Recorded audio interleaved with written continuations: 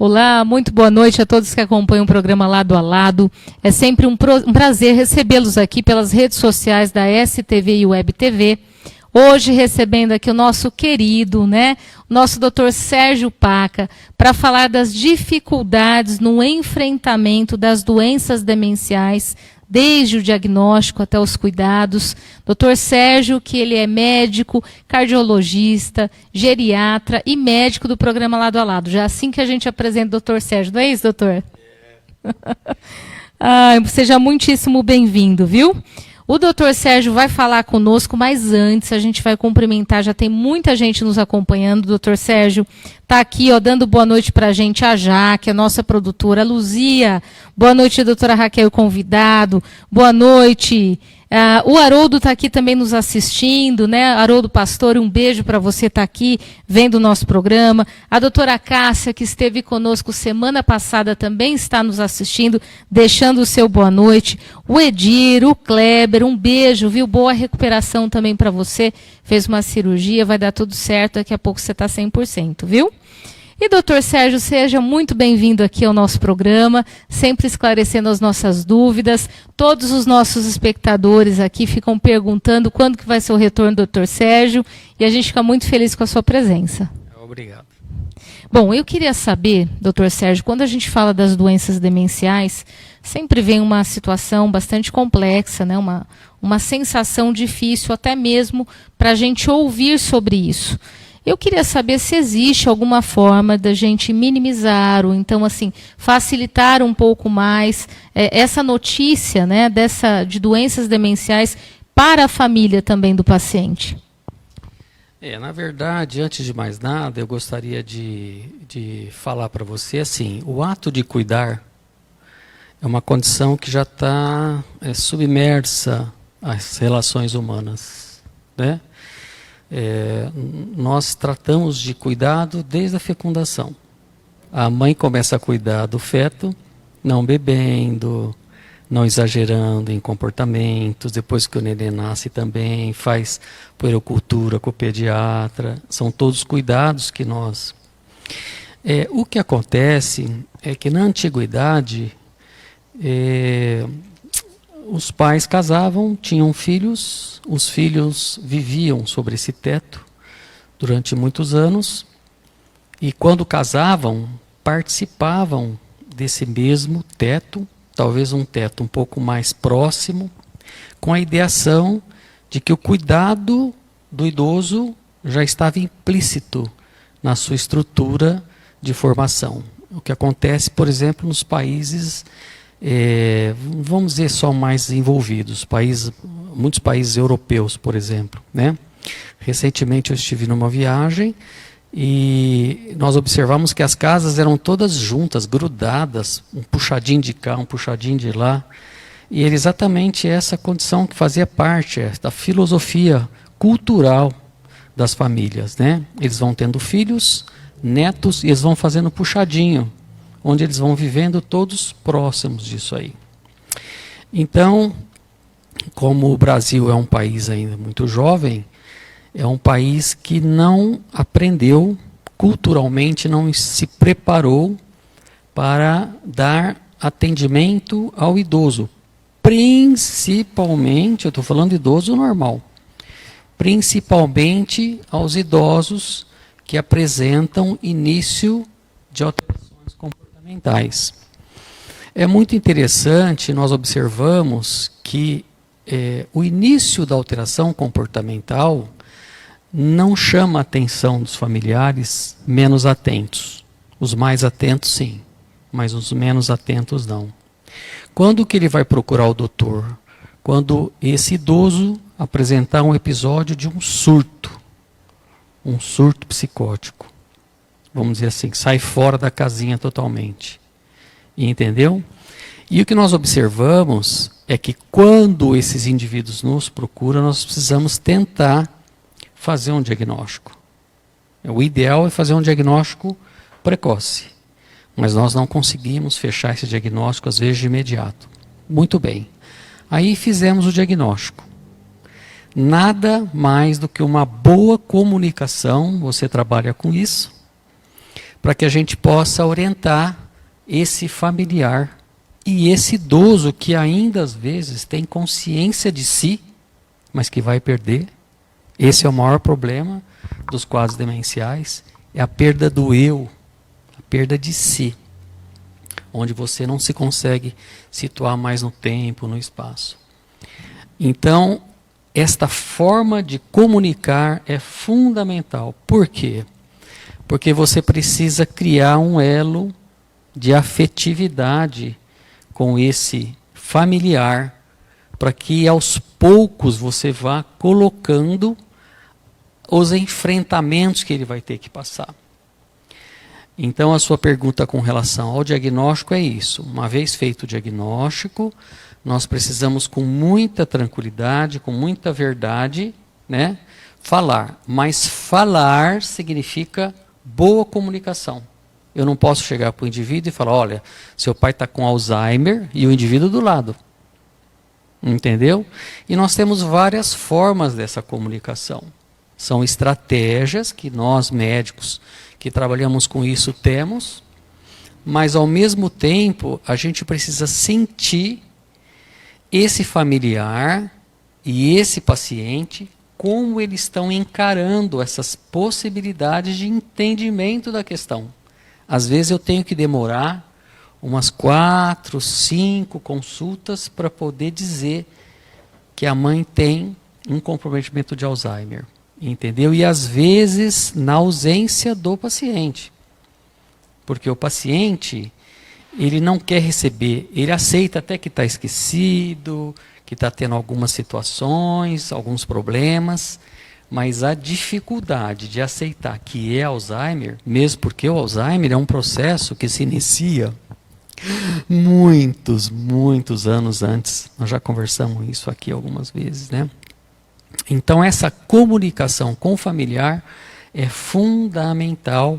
Como você atinge esse familiar, tentando não trazer nenhum tipo de desenlace, do mínimo de entendimento que ainda existe entre os dois.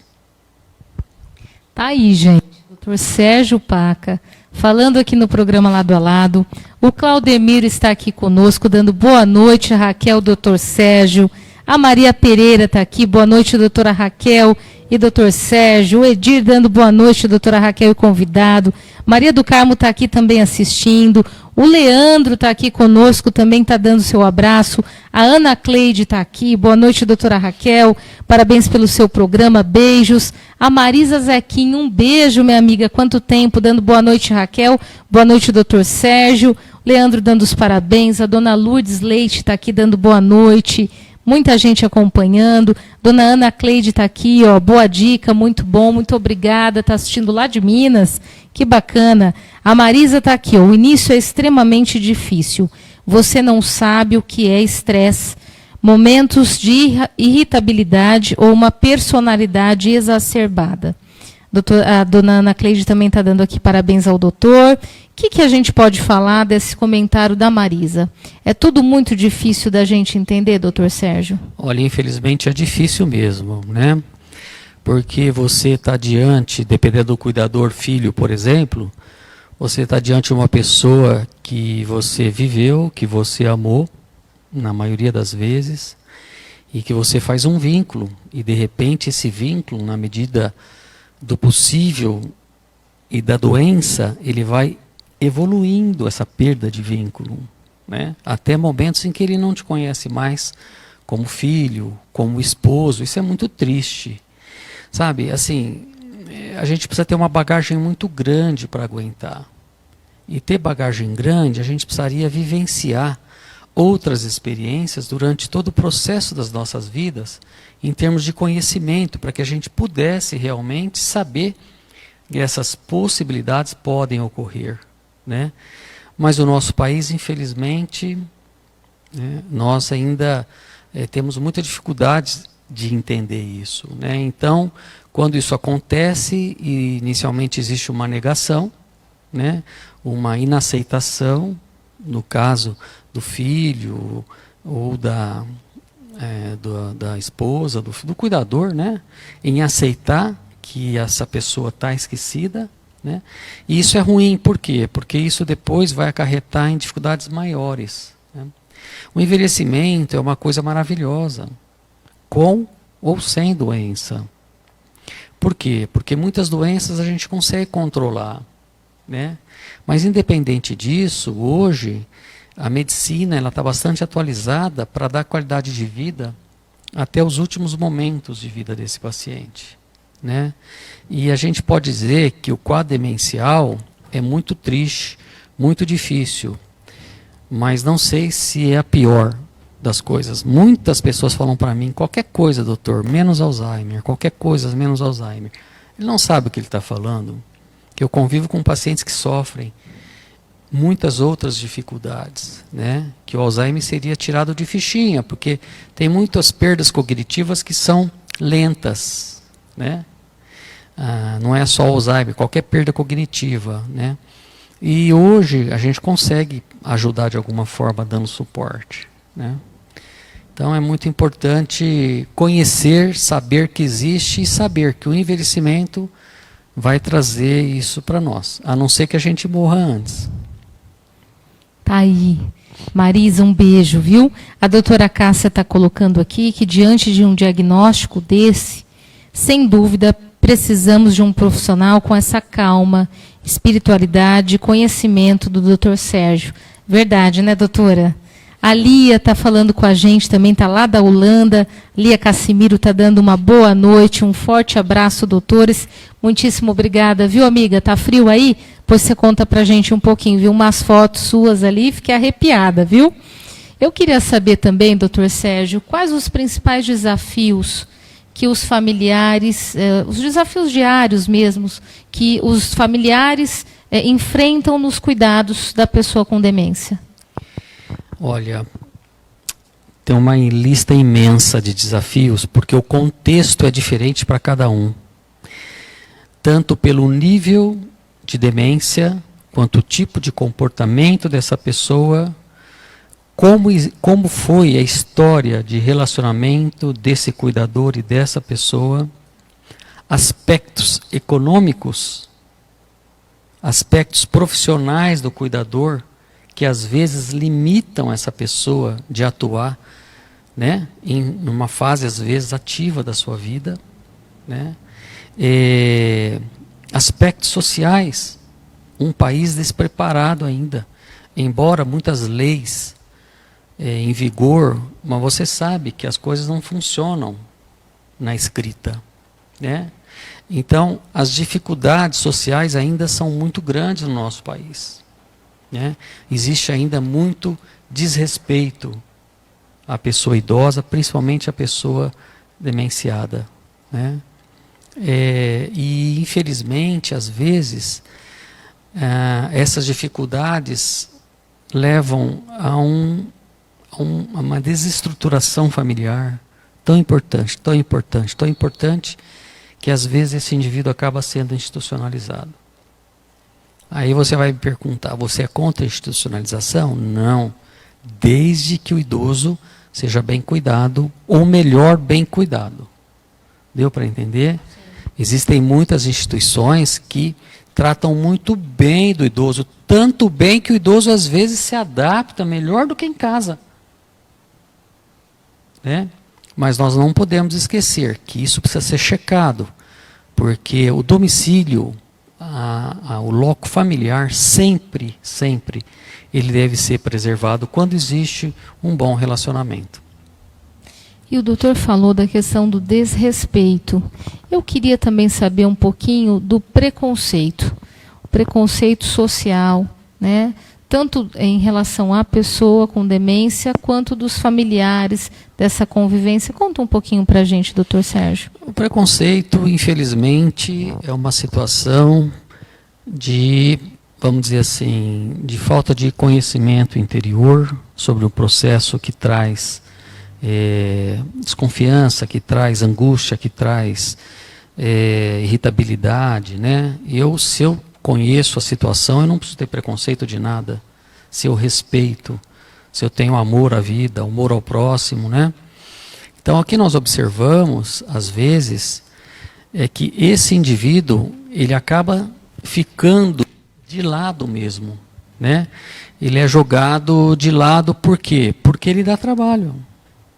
Você já ficou de uma pessoa que fica perguntando a mesma coisa, não é 10, é 100 vezes, entendeu? Quer dizer, então, ninguém quer. Ninguém quer. Inclusive, arrumar cuidador é muito difícil. Por quê? Porque existe um desgaste muito grande. Então, é muito difícil. Eles acabam ficando. Como é que você vai sair? Você chega num local com uma pessoa dessa, né? O entendimento é pequeno, ninguém tem paciência. Todo mundo fica incomodado, irritado, né? Então, esse preconceito, na verdade, ainda existe muito. Não é só com relação ao paciente demenciado, não, né? Nós temos preconceito de raça, de várias coisas no Brasil, né? Lamentavelmente. E a gente luta, né? Existem muitos programas tentando vencer esse preconceito, mas ainda é muito difícil. Esses indivíduos, nós não temos, por exemplo, locais que dão uma sustentação para esses indivíduos demenciados. Normalmente o fato dele estar muito demente, por exemplo, ele não tem como participar em grupos, né? Existe esse preconceito também, porque dão muito trabalho, o custo é muito elevado, né? Não tem paciência, sabe? Então, o pessoal quer trabalhar com o idoso bonitinho, bonzinho, quietinho, que não dá trabalho, né? E, infelizmente, eles acabam sofrendo muito, né? Tá aí, gente. A Grace também está aqui nos deixando uma mensagem. Grace Hermine, um beijo para você, minha amiga. Está aqui, boa noite a todos. É sempre engrandecedor ouvir as orientações do Dr. Sérgio. E é mesmo, né? Você que está chegando agora, Dr. Sérgio Paca, que é médico, cardiologista, geriatra e médico do programa Lado a Lado. Ele já tem isso também no currículo dele, já colocou lá no currículo dele. Está aqui nos esclarecendo, né, sobre as dificuldades, aí, desde o diagnóstico até nos cuidados das pessoas, então, acometidas aí por alguma doença demencial. Então, muitíssimo obrigada, doutor Sérgio, mais uma vez. Muita gente chegando agora. Compartilhe, aproveita, convide os seus amigos, venha aqui para as redes sociais da STVI. Lembrando que pela página do Facebook, da STVI Web TV 2, você consegue fazer o seu comentário, esclarecer as suas dúvidas, assim, em tempo real. Vamos lá, vamos interagindo conosco também. E eu queria saber, doutor Sérgio, quero saber como é que a progressão da doença afeta as relações familiares. Esse é o maior problema, né? O que nós temos o hábito de fazer? Nós gostamos de conversar, né? De fazer uma boa comunicação. Por quê? Porque hoje nós temos como atuar na queixa principal do desconforto. Se é agitação, se é insônia, se é agressividade, né? Se é tristeza, se é isolamento. Porque, veja, o idoso quando começa a perder a sua capacidade de se reconhecer no tempo, no espaço, a perda do eu, né? Ele começa a ter conflitos. Outra coisa, a gente precisa orientar muito o cuidador precisa conhecer a doença de quem ele está lidando. Por quê? Porque ele precisa saber agir, para que ele possa causar uma tranquilidade nesse idoso. O idoso que começa a perder a consciência, ele fica muito desconfortável, muito irritado, né?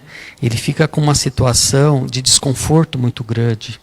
E nós precisamos dar esse entendimento e acalmá-lo da melhor forma possível. Como é que a gente acalma esse idoso? Conhecendo a vida, a história dele, né? Se ele foi radialista, se ele foi médico, o que aconteceu, para que você vá valorizando esses momentos, tentando resgatar numa negociação, né? Porque isso vai se perdendo ao longo do tempo. E o familiar, na medida em que ele vai vivenciando, isso vai gerando angústia, porque ele vai perdendo essa capacidade de saber como agir, como lidar. E se ele não tiver uma estrutura interior muito boa, ele também desagrega interiormente. entendeu? E acaba evoluindo para situações extremamente lamentáveis, tristes, de depressão, de tudo mais, né? Então, realmente assim, conhecer sobre a doença de quem você está cuidando, pedir apoio, né, com quem possa orientar, para que a gente possa seguir junto. Porque o que acontece? A maior dificuldade é você ter alguém que dê respaldo, alguém que atenda o seu telefone, alguém que coloque a mão em você e fale, olha, é assim, vamos fazer desse jeito, vamos fazer daquele jeito, para que a gente possa ajustar uma qualidade de vida mais saudável possível para ambos, né? Senão, a gente fica perdido nesse contexto, e isso gera uma angústia muito grande. Independente de tudo isso, não é fácil. Não é fácil, mas é a verdade. É o que está acontecendo com o envelhecimento. O mundo envelhece, né? O Brasil envelhece igualmente, até mais, e nós vamos vivenciar essa situação muito frequente. Tá aí, ó. A Lia Cassimiro tá aqui. Doutor, as pessoas não entendem que o emocional em um paciente com Alzheimer ou Parkinson é destrutivo para o paciente. Minha mãe tem Parkinson e o emocional dela abala a todo momento. Doutor, eu tenho muito respeito pela sua pessoa e sua família. Tá aí. Muito obrigado. A Luana está aqui também, um beijo, viu, Luana? Boa noite, professora Raquel. Luana, sua ex-aluna, eu lembro de você, querida. Falo aqui da Itália. Opa, me manda beijos. Fiquei acordada até tarde para assistir. Aqui são 4 horas a mais que no Brasil. Um beijo para você, saudades. Depois você manda foto para a gente, tá bom? A Marisa Zequim está aqui colocando que cada dia é uma caixinha de surpresas. Ao cuidador, familiares, cabe o exercício da paciência. É isso, né, doutor?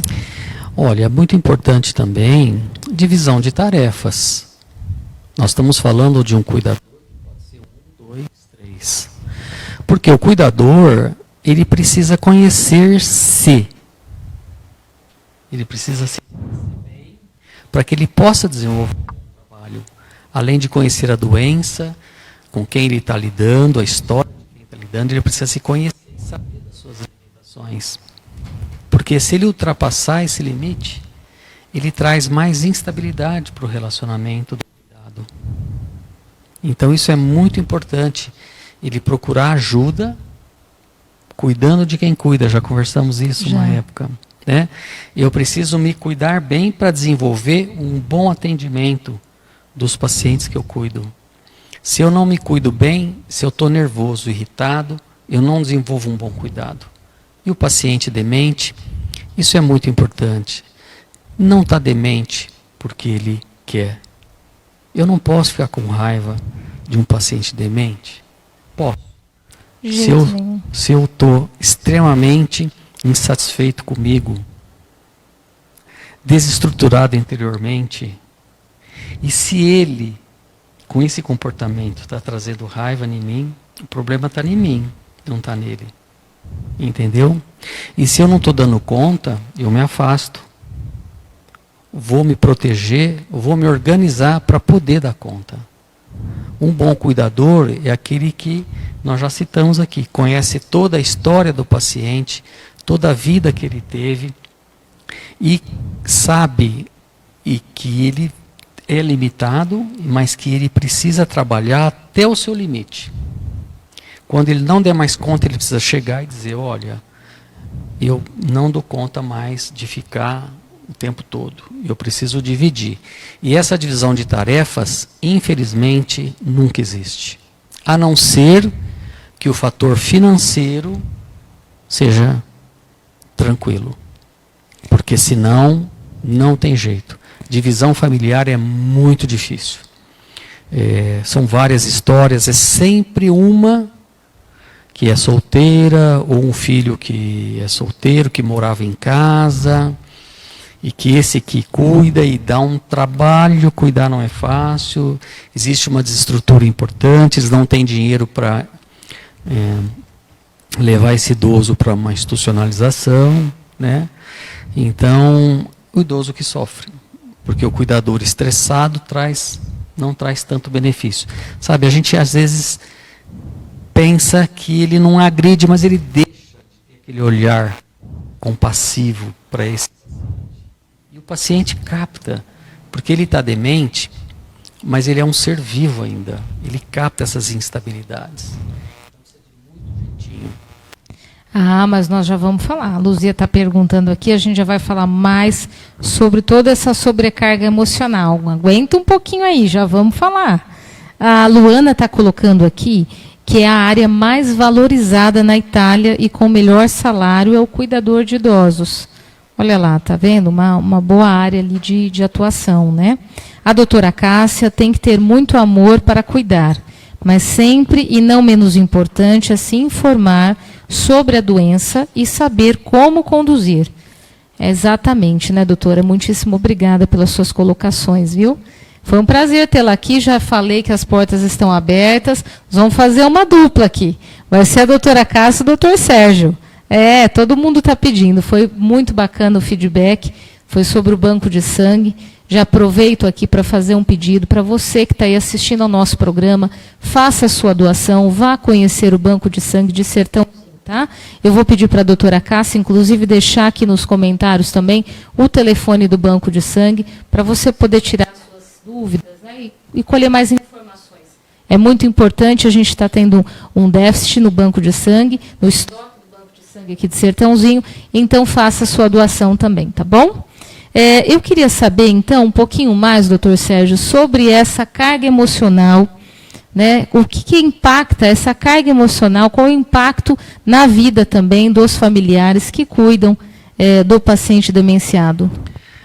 O impacto é muito importante, porque nós estamos lidando com um idoso que vai gerar custo. Além de gerar custo, ele vai impedir que uma pessoa produtiva do lar, né, produza para poder sustentar. Então, isso gera um desconforto muito grande no familiar, que às vezes ele sai de sintonia, né? É muito comum as pessoas me procurarem já depressivas, extremamente doentes, porque não suportam mais cuidar.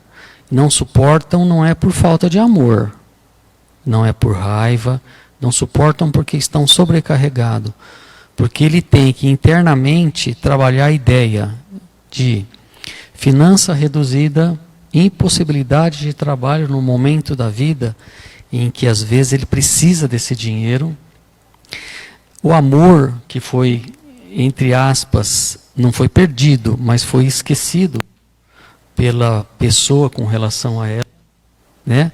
Porque às vezes o demente ele não conhece mais a pessoa. Tudo isso são situações que geram, é um desafio muito grande você dar vazão a essa condição de aceitação.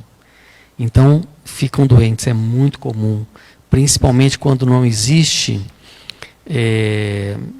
divisão de tarefas, é muito comum os pacientes entrarem em depressão, né? Então a gente sempre orienta para que procure os profissionais, para que possam receber orientação. Às vezes não é só tratamento, é orientação de como conduzir. Isso aí teria que ser feito por um grupo de profissionais, porque veja bem, da mesma forma que o cuidador precisa conhecer a vida do paciente quando não é familiar, quando é familiar conhece.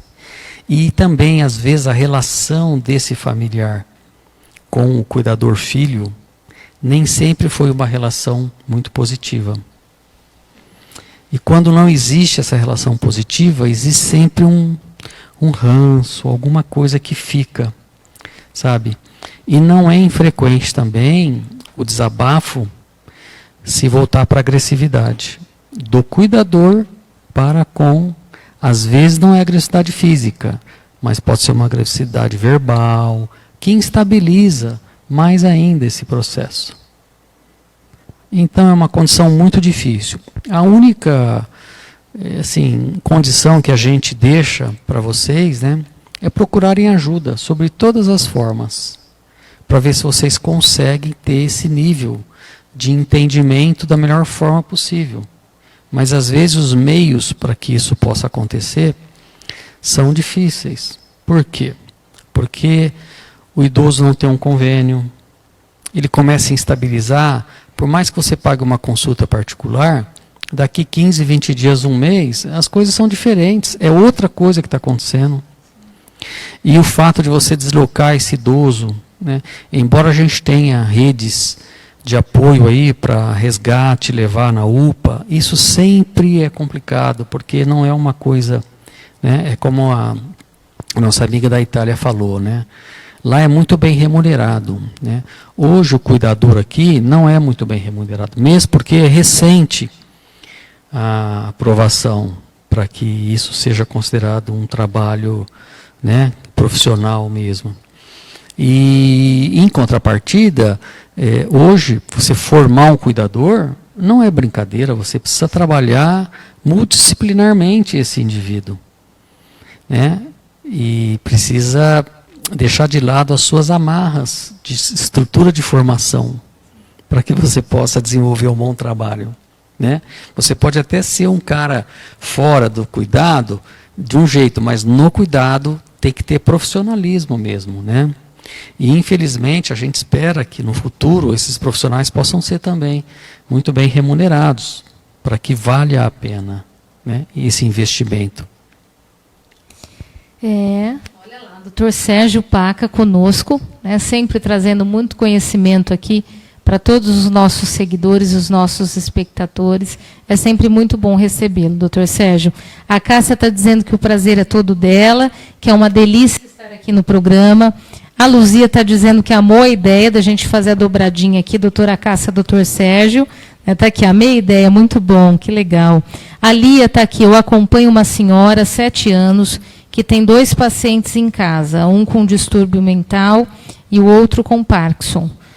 O que eu deixo de exemplo é que alguém precisa fazer alguma coisa para ajudar, ou o paciente, ou abraçar a família com amor e dedicação. Porque a senhora, às vezes, explode de cansaço. Está aí, né? Quando é apenas um familiar, uma pessoa, fazendo todas as tarefas, todas as funções. Não aguenta. É uma sobrecarga. Adoece. Infelizmente, eles adoecem. Quem está também nos assistindo, doutor Sérgio, é o doutor João Hortolã. Um beijo no seu coração. É um queridíssimo, grande né? Amigo, Também já esteve aqui no programa. Precisa voltar, né, meu amigo?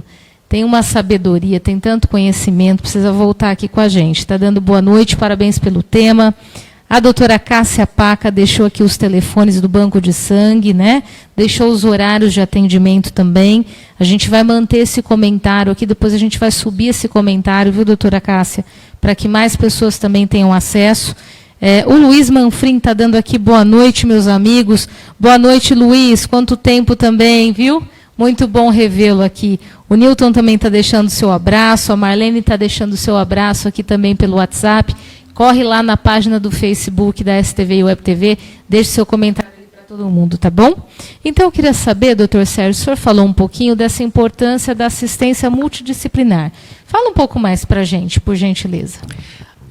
Na verdade, esses indivíduos precisam ser olhados nas suas dimensões gerais, né? Eu sempre gosto de usar esse termo multidimensional, né? Que é a parte física, a parte emocional, psicológica, né? A parte familiar, a parte espiritual, que é muito legal, né? E a parte espiritual, emocional, a social. E a parte social. Então, o que a gente faz normalmente?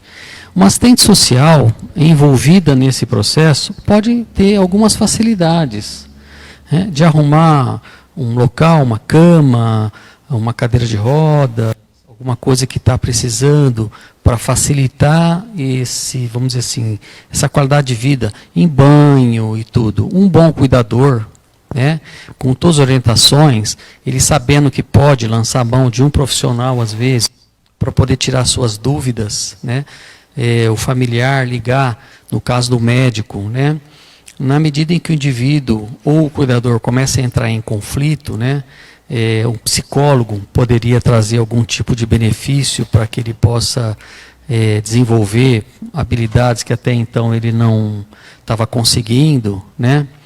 Então tudo isso é importante. Então essa avaliação multidisciplinar, que não é fácil acontecer na mesma forma, na mesma maneira, como hoje a gente trabalha com cuidados paliativos, por exemplo. Nós já temos essa equipe montada.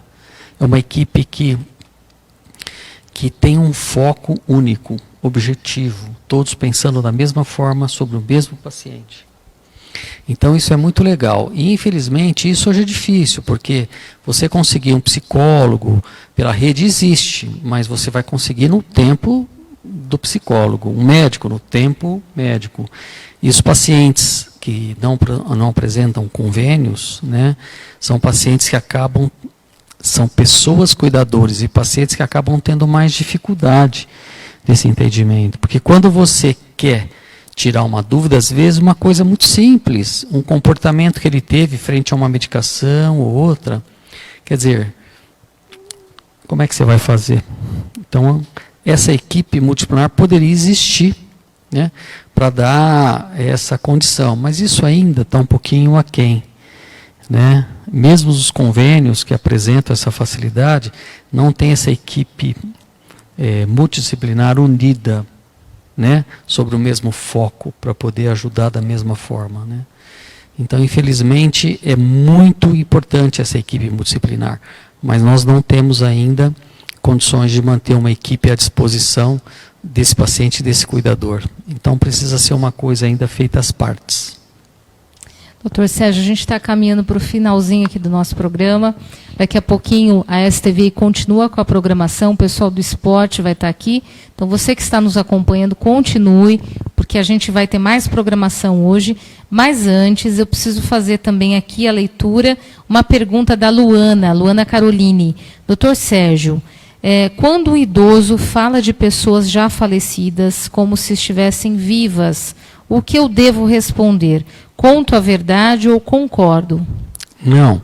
Não existe verdade. O quadro demencial, o que acontece é que nós não devemos dizer a verdade porque ele não tem condições de assimilar a verdade. E essa questão ela pode perguntar várias vezes da mesma forma. Então, de forma geral, não crie embate. Não crie embate. Entendeu? Ele não tem que saber de nada, ele não precisa se preocupar com nada. Você apenas vai dar condições de sustentação dessa ideia. E caso você sinta que ele começa a entrar em conflito, você sai pela tangente. Entendeu? Qual a diferença de você dizer que ele quer o pai dele, por exemplo? Tem 95 anos e quer o pai. Qual a diferença de falar que o pai viajou, que o pai está passeando, está de férias, merece descanso? Eu conheço uma senhora que sempre fala muito do esposo, que é falecido há mais de 20 anos, né? Então fala, ele vai chegar para o almoço, ele está chegando, fez o almoço.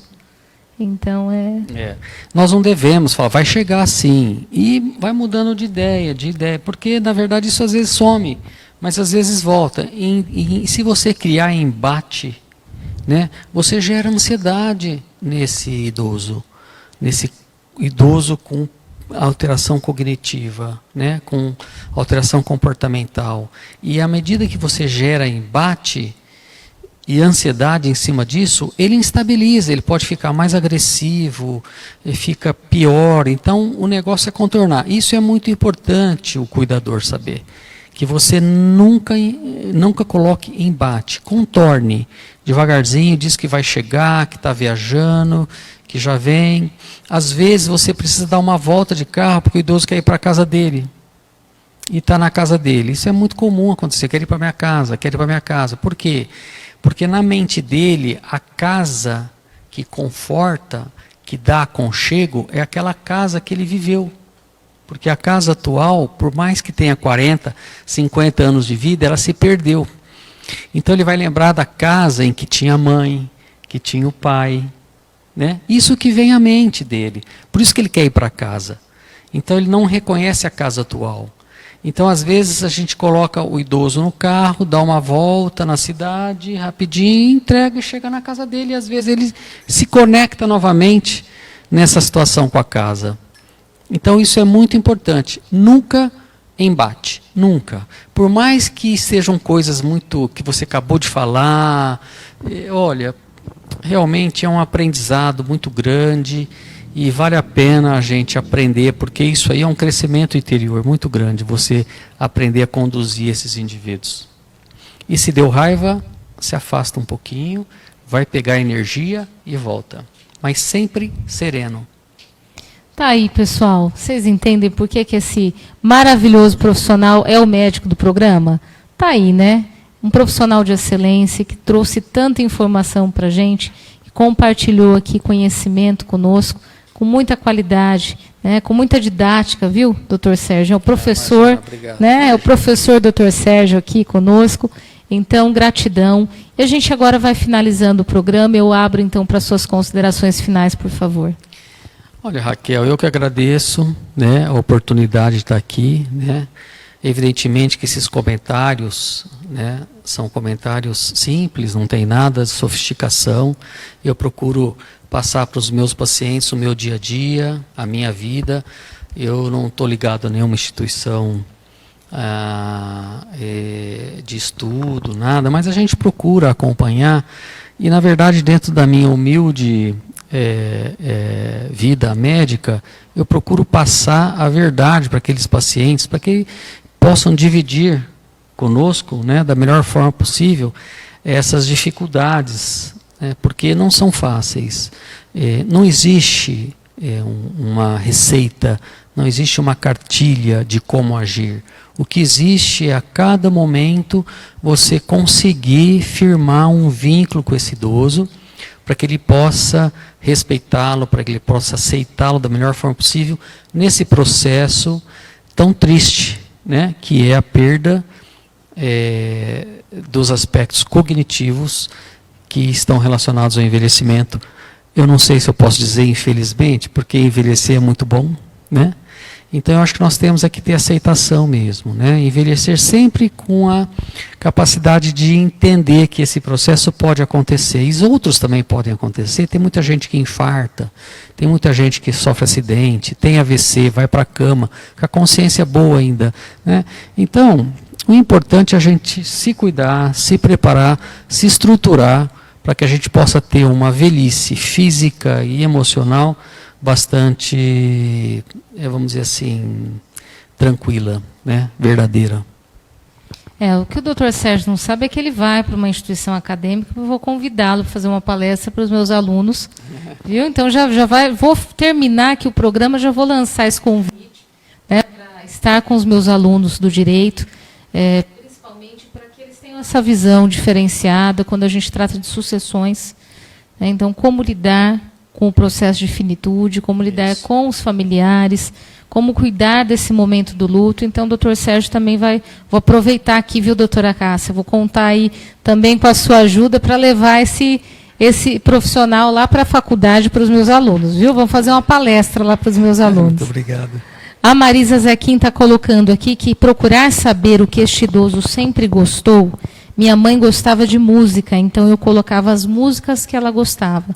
Olha que bacana, né? Necessidade de conhecer realmente a história. O Luiz Antônio está aqui também, lá de São Paulo, está dando seu boa noite, doutora Raquel. Boa noite, viu? Um beijo, muito obrigada, sempre aqui conosco. A Beatriz Braz também, muito querido, doutor Sérgio. A doutora Cássia está aqui, com certeza, vai me dar uma força aqui para a palestra, né, doutor Sérgio?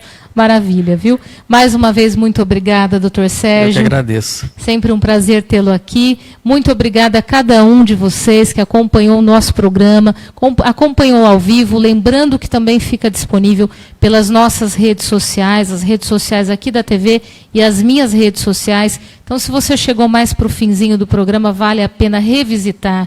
Volte lá, assista ao programa. Fica disponível, compartilhe com quem você quiser. Vamos levar mais informação com transparência, com compromisso realmente, né? Com verdade aqui, informação de qualidade. Então, um abraço para os meus patrocinadores aqui do programa, que acreditam no nosso trabalho e que nos oportunizam estar aqui toda segunda-feira, ao vivo, pelas redes sociais da STV e Web TV. Nós temos aqui mais alguns comentários. A doutora Cássia, minha mãe gosta de tango e filmes de casamento. Adora ver as noivas entrando na igreja. Olha lá, que bacana. Boa noite, sucesso.